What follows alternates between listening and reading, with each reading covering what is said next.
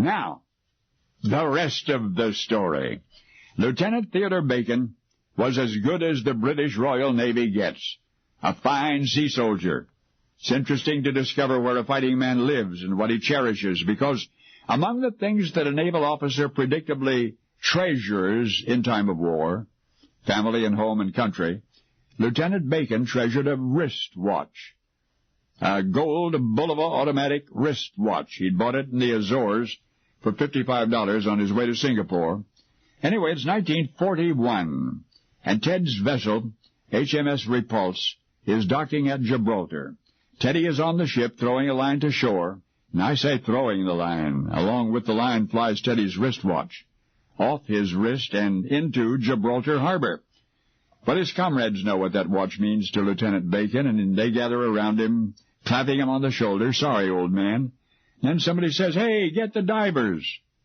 The Navy divers aboard ship? What a wonderful idea. And within minutes, the two divers were standing on deck, following the sight line of Teddy's pointing finger, right down there, chaps. So, in they go. Now, Gibraltar Harbor is no bathtub, remember. It's docking warships in there. It's deep and murky, and the divers are down there for what seems a very long time. But then one head pops up and the second breaks the surface. Sorry, Lieutenant. But please, Teddy is telling them, just one more try. It would mean a lot to him. So back down they go. Well, you know, fighting for your homeland far from your homeland can leave a soldier lonely and scared, and Teddy Bacon was both sometimes. But some war stories have happy endings. You see, Teddy got back home in one piece one day, and peacetime brought with it a long, happy marriage, and 4 children, and a snug house in Tarvin, Cheshire. And though Teddy is a widower now, one old friend remains by his side. All these years later, that gold Bulova automatic wristwatch that he had bought for $55 a lifetime ago.